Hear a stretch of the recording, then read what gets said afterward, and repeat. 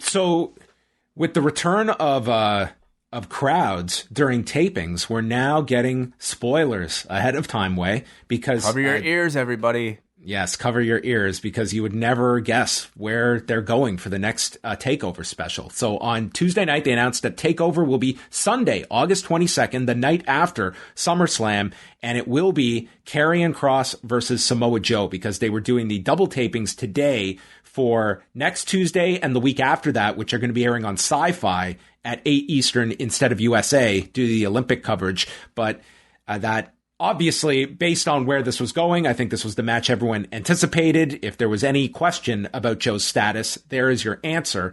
And what I don't have an answer for is Monday's booking, which there are times, that we will really be puzzled by certain booking decisions. But at the grand scheme of things, you take a look back and it's like, is this going to make a massive difference? And maybe this won't, but I really feel Monday, that handling, it was just such a message about just, like, I really felt like that was just so detrimental. Not that this is like the end of Karrion Kross, the end of NXT, but I really felt that that was one that it really did just summarize like NXT and where it is in the pecking order. And here it is for what is a major match that they are billing for next month with the guy that has been your undefeated champion in singles matches, built up for this. Like, honestly, this is as much as NXT is going to get to a dream match scenario with Joe having his first match in a year and a half against Karrion Kross. And that's the care that he's being like, if you wanted to give the ultimate benefit of the doubt that this idea on Raw, it's this unbelievable idea that just no one sees coming. It's amazing what we have planned for Karrion Kross after this loss to Jeff Hardy. It's just the lack of care for TakeOver that we're going to do this week in this fashion and pin him in that way. And I don't know. I just looked at it as one that is one that is definitely going to stick with people beyond just a one night frustration over the handling of a character or scenario. Yes. I mean, short of Karrion Kross on the same show next week, destroying Jeff Hardy and then beating Bobby Lashley for the WWE World Championship, you're not going to be able to justify what you did to that guy on the biggest stage of his life in his debut on the main roster.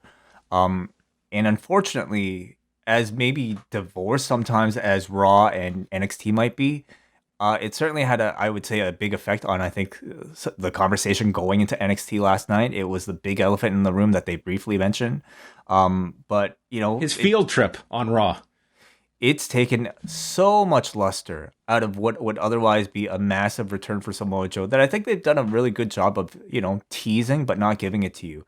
This announcement really should be dominating some of the news cycle today, but it's been lost. It's like fourth in our news pack right now, off of rumors of CM Punk coming back and, who knows what else. It's just not as big of a match anymore. And I completely place that blame on his booking on Monday.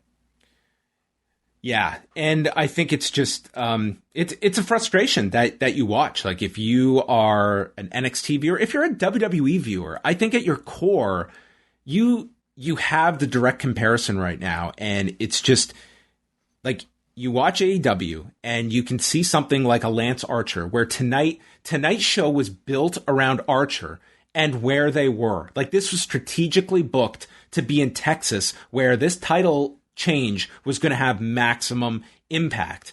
And so much of this show is about making new stars. It's always about making new stars. And that's so exciting. It's not like everyone is going to be a hit, that everyone's going to connect. There's going to be fumbles along the way, but you can see what the intent is.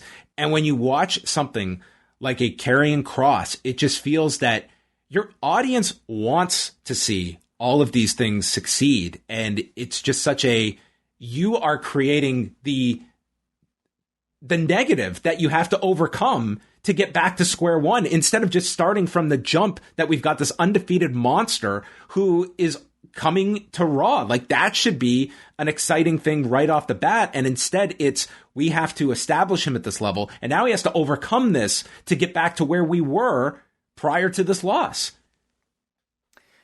Beyond the fact that it's, like a very talented person who does have main event potential in Karrion Kross, it's the fact that he is the NXT champion that is the most bothersome thing here, because he is a representative of this entire show. He is supposed to theoretically be the best of that entire roster.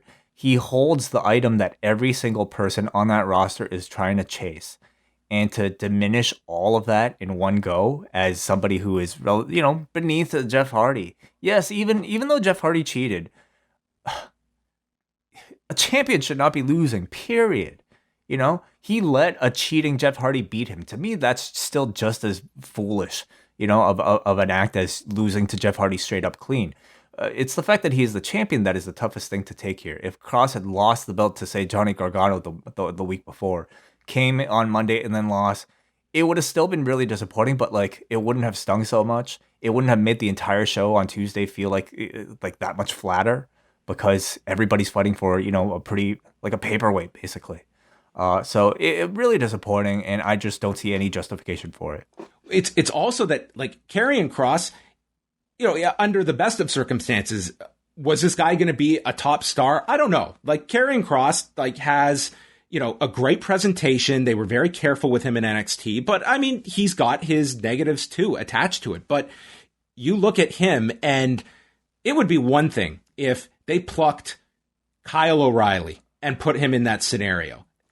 One where I think you could see that maybe they are just going to not handle this guy great. Karrion Kross, to me, is sort of your template of someone that you would think can make that migration to the main roster and be very impressive. But they stripped him down even before the match. It's the loss of Scarlett. It's just all these things that were done to make him stand out in NXT. It's all of that was stripped down.